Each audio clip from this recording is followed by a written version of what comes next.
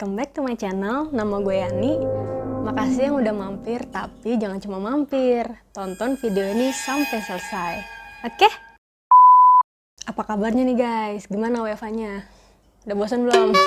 Nah, biar nggak bosan kita cerita aja yuk. Sekarang kencangin volumenya, terus di full screen ya. Tenang aja, video kali ini nggak ada jump scare kayak video kemarin kok. Jadi aman.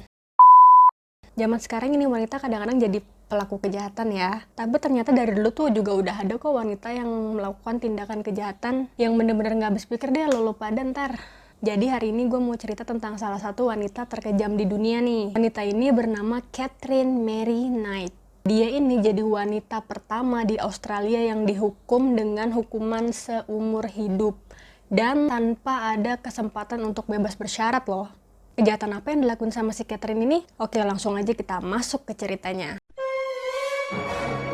Jadi kisah ini dimulai dari sebuah kota di Aberdeen, Australia. Kota ini dulu dikenal dengan pertambangan dan juga rumah pemotongan hewannya atau RPH. Jadi memang di Aberdeen ini itu mata pencaharian penduduknya itu sebagian besar itu bekerja di RPH ini. RPH di sini itu dulu dinilai sangat penting bagi warga di situ. Karena si RPH ini membuka lowongan pekerjaan yang lumayan banyak buat warga di sini.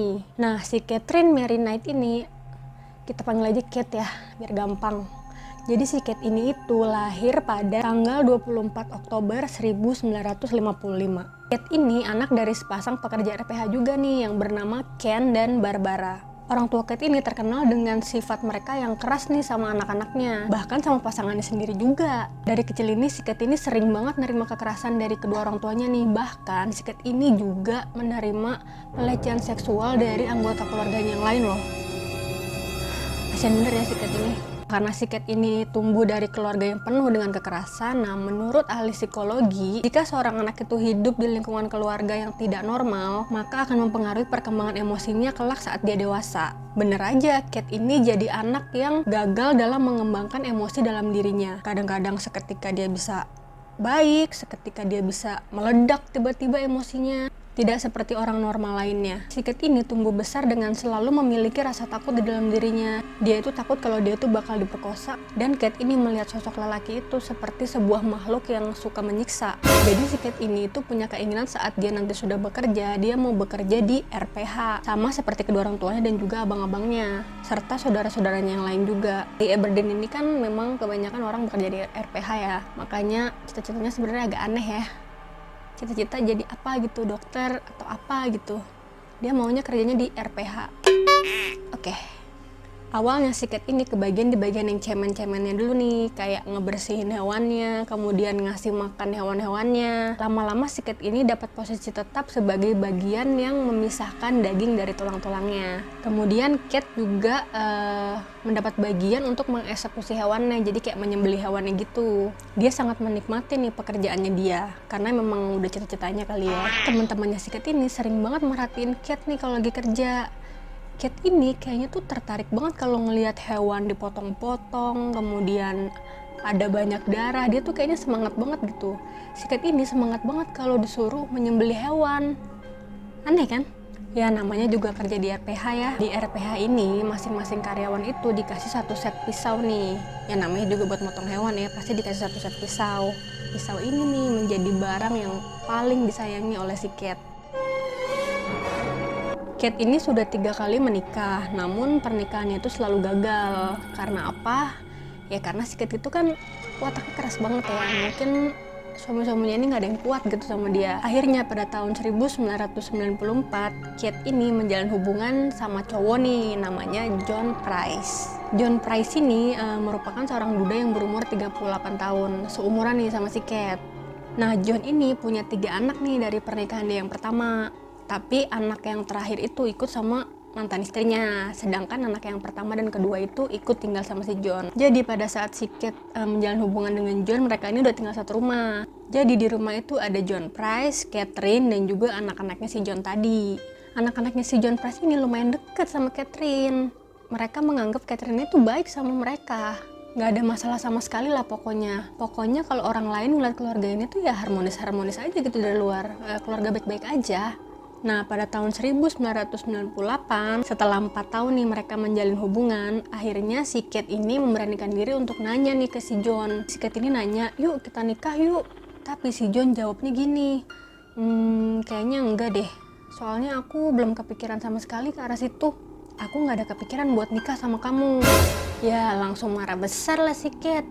Cewek mana coba ngajak cowok nikah terus ditolak? Ya, emosi langsung si Kate. Kesian bener si Kate, udahlah dia ngajak nikah duluan. Ditolak pula sama si John. Akhirnya karena si John nolak nih ajakan nikah dari si Kate, Kate ini mulai berubah. Kate ini mulai menyakiti anak-anaknya si John. Bahkan Kate ini juga mengadu domba anaknya sama si John. Dia bilang gini nih ke anaknya, kamu itu sebenarnya bukan anak kandungnya si John loh. John itu dulu pernah selingkuh dan kamu itu anak selingkuhannya. Jadi kamu itu bukan anak mama kamu. Pokoknya Kate tuh berusaha abis-abisan dia buat ngefitnah si John. Nah abis itu si Kate ini nemuin surat wasiatnya si John Price. Dalam suratnya itu tertulis kalau misalkan si John Price ini meninggal, semua harta warisannya itu bakal jatuh ke tangan mantan istrinya dan juga anak-anaknya nih. Ngelihat itu si Kate ini makin marah lah dia. Si Kate ini langsung nyamperin John Price dan terus dia bilang, aku minta jatah aku $10.000. Kaget lah di situ si John Price, lah lu siapa? Istri gue bukan, cuma pacar doang, tiba-tiba lu minta jatah warisan gue $10.000 lagi. Itu duit coy, bukan daun. Ya pasti aja lah si John Price ini nolak permintaan dari si Kate. Dan tebak apa yang dilakukan si Kate? Dia langsung ambil kamera, kemudian dia videoin kotak P3K yang diambil si John Price dari tempat kerjanya. Dan video itu langsung dikirim ke bosnya John Price dan juga kepada polisi. Gila ya. Padahal sebenarnya kotak P3K itu tuh yang diambil sama si John Price itu udah gak kepake di kantornya. Makanya si John Price ini ngebawa pulang. Jadi sebenarnya bukan nyolong ya. Tapi nyolong sih kayak gitu ya. Ya daripada mubazir gitu di kantornya, mungkin yaudah deh gue bawa pulang gitu kali maksudnya si John. Tapi karena udah peraturan perusahaan, si bosnya ini gak bisa apa-apa. Dipecatlah si John Price ini dari kerjaannya. Langsung lah si John Price ini marah besar sama Kate. Dia langsung ngusir si Catherine dari rumahnya si John. Disuruh pergilah intinya pokoknya. Akhirnya si Kate ini balik lagi ke rumah dia sendiri kan. Tapi si Kate ini orangnya pantang menyerah. Dipepet terus nih si John Price sama dia. Kate bilang nih sama si John kalau dikasih kesempatan satu kali lagi dia bakal berubah. Dia bakal mencintai John sampai mati. Dan jawabannya si John Price apa? Tahu? Dia mau dong nerima si Kate lagi. Ini orang udah bucin apa bagaimana ya? Cuman nih si John Price ini kagak ngizinin si Kate nih buat tinggal di rumahnya. Jadi mereka tetap ngejalan hubungan, tapi si Kate mah tinggal di rumahnya sendiri, John tinggal di rumahnya sendiri. Nah, Kate ini kan punya anak nih dari pernikahan dia yang terdahulu. Anak-anaknya ini udah mulai masuk sekolah nih. Jadi si Kate ini punya banyak waktu sendirian di rumah. Akhirnya Kate pun punya hobi baru. Dia hobi mengoleksi film-film horor dan juga film-film sadis. Dan dia bakal nonton itu film pada saat anaknya itu pergi ke sekolah. Jadi pas dia sendirian di rumah, dia tonton tuh film-film kayak gitu. Dan yang lebih gilanya lagi, si Kate ini tuh ngedekor rumahnya udah kayak, lu tahu rumah setan yang di pasar malam? Ya udah kayak gitu dah.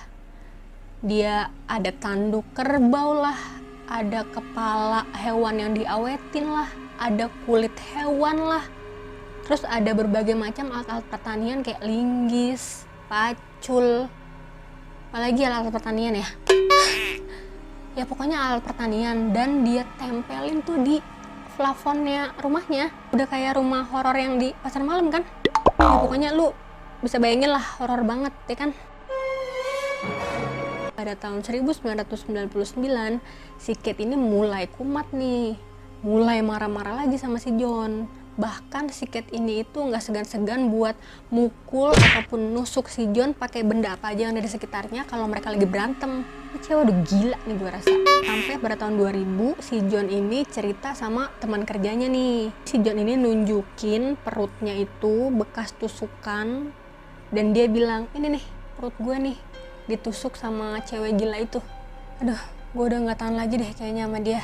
Bahkan si John ini pun bilang sama temennya, kalau tiba-tiba gue nggak ada kabar atau gue nggak masuk kerja, berarti gue udah mati dibunuh sama cewek gila ini. Si John di sini udah punya feeling ternyata. Sampai pada tanggal 27 Februari tahun 2000, John ini sama si Kate berantem hebat sampai mengakibatkan serangan fatal. Nah, di sini si John ini nggak berani tidur di rumah, dia numpang nginep di rumah tetangganya. Keesokan paginya setelah dia selesai kerja, dia datang ke kantor pengadilan setempat dan dia mengajukan untuk restraining order atau surat perintah perlindungan. Jadi kayak permohonan supaya si Kate ini tuh nggak bisa deket-deket sama si John ataupun anak-anaknya dalam jarak tertentu. Tapi sayangnya butuh waktu berminggu-minggu nih untuk surat ini bisa diproses dan ditindaklanjuti. Pada saat itu teman-teman kerjanya si John Price nih bilang ke John, udah deh lu jangan tidur dulu deh di rumah lu nginep di mana dulu gitu. Soalnya nanti kalau tiba-tiba cewek gila ini datang ke rumah lu gimana? Keselamatan lu bahaya. Enggak apa-apa. Kalau misalkan gue nggak pulang malah bahaya buat anak-anak gue, nanti siapa yang jagain anak-anak gue? Gitu si John bilangnya. Jadi si John Price ini tetap tidur nih di rumahnya. Sampai pada tanggal 29 Februari tahun 2000, ternyata malam itu Kate menitipkan anak-anaknya nih sama kerabatnya. Si Kate ini datang ke rumah si John pada pukul 11 malam. Nah, sebelum si Kate ini datang ke rumah si John, si Kate ini udah beli lingerie seksi warna hitam. Jadi si Kate itu memakai lingerie itu nih pas ke rumahnya si John Price. Pas Kate sampai di rumahnya si John nih pukul 11 malam, mereka main dulu nih. Nah, abis mereka main, si John ini ketiduran, kemudian Kate nih mandi. Tapi keesokan paginya pada tanggal 1 Maret tahun 2000, si John ini nggak masuk nih ke kantor. Tapi teman-teman kerjanya tuh nggak ada yang dapat kabar dari si John. Akhirnya rekan-rekannya ini mencoba untuk menghubungi si John nih. Diteleponin si John berkali-kali, nggak ada satupun dari rekan kerjanya itu yang diangkat sama si John teleponnya. Karena khawatir salah satu rekannya si John ini inisiatif nih untuk datangin rumahnya si John. Udah tuh datang nih temennya ke rumahnya si John. Pas dia mau buka pintunya nih, dia ngeliat kayak ada noda darah nih di pintu nih. Di gagang pintunya ini tuh ada bercak darah. Nah, pas dia ngeliat itu, langsung lah dia nelpon polisi untuk datang. Karena takut juga lah dia. Apalagi temannya ini kan dulu udah pernah denger juga ceritanya si John. Kalau si John gak masuk artinya apa? Gitulah. Nah, akhirnya polisi ini sampai nih ke rumahnya si John jam 9 pagi. Terus beberapa tetangganya si John yang khawatir juga berkumpul nih di depan rumahnya si John. Saat polisi masuk ke dalam rumahnya si John, polisi melihat pemandangan yang sangat menyeramkan. Mereka melihat banyak banget darah di lorong pintunya si John itu. Jadi pas buka pintu itu kayak ada lorong gitu kan, mau ke arah masuk. Di lorong itu banyak banget darah. Kemudian mereka menemukan Kate nih lagi berada di atas kasur. Si Kate ini udah minum pil penenang banyak banget. Jadi akhirnya dia nggak sadarin diri. Sedangkan si John Price udah nggak jelas dia bentukannya kayak apa. Rumahnya si John Price itu udah kayak rumah-rumah penyiksaan di film-film horor. Jadi ternyata si Kate ini menusuk si John berkali-kali. Percikan darah dan noda darah ditemukan di seluruh penjuru rumah, di dinding, di pintu, di saklar lampu. Pokoknya di semua penjuru rumah deh. Jadi tusukan pertama itu terjadi di kamarnya si John Price. Nah, si John Price ini tuh ternyata sempat melarikan diri. Karena polisi tuh nemuin di gagang pintu pas mau keluar itu ditemuin bercak darah. Jadi kayak John itu berusaha untuk membuka pintu untuk keluar. Belum sempat keluar, si Kate ini berhasil nyeret si John masuk lagi ke dalam kan. Langsung lah sama si Kate ini ditusuk sama dia sebanyak 37 kali.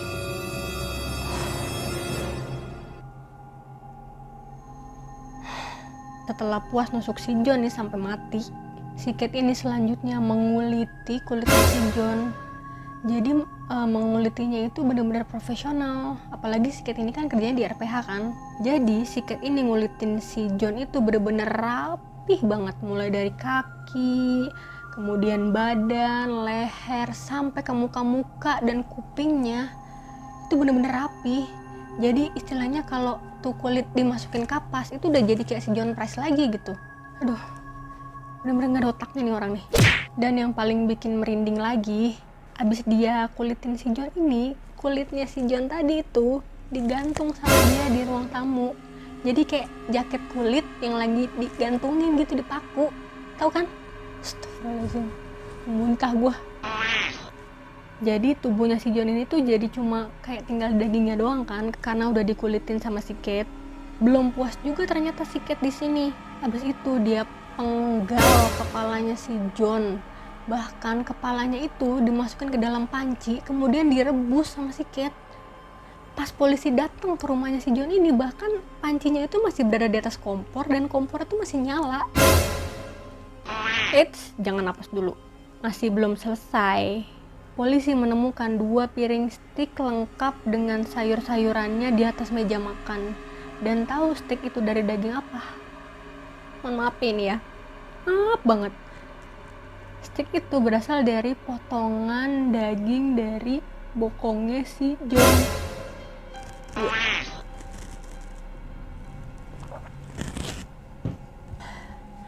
Ya Allah, kuat. Oke, kita lanjutin ya. Jadi stik itu dibikin sama si Kate itu ternyata buat menu makan malam anak-anaknya si John. Untung aja polisi tuh datang sebelum anak-anaknya si John itu datang ke rumah. Gak kebayang deh gue. Ternyata di piring itu dikasih catatan nih sama si Kate.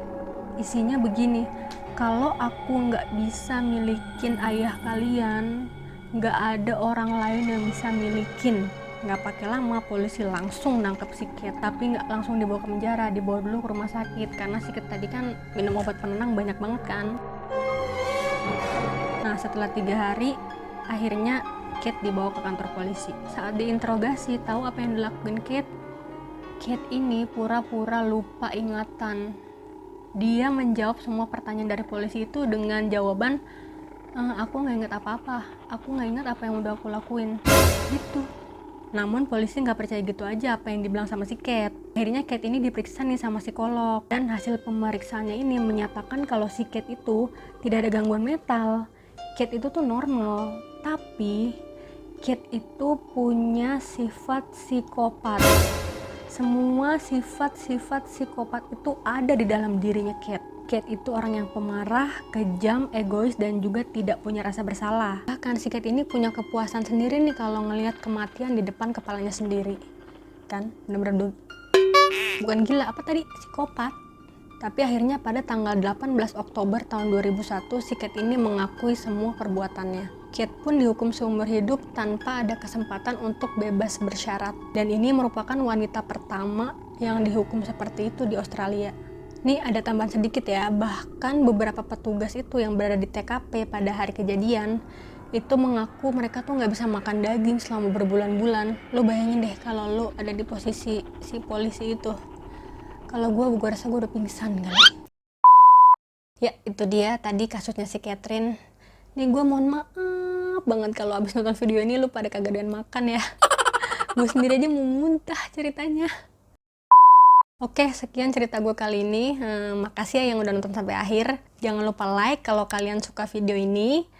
Kemudian komen kalau kalian mau kasih ide dan juga saran untuk kasus apa nih selanjutnya yang mau gue bahas. Atau bisa juga DM gue di Instagram. Dan jangan lupa klik tombol subscribe kalau kalian pengen update informasi dari channel gue. Oke? See you on my next video. Bye!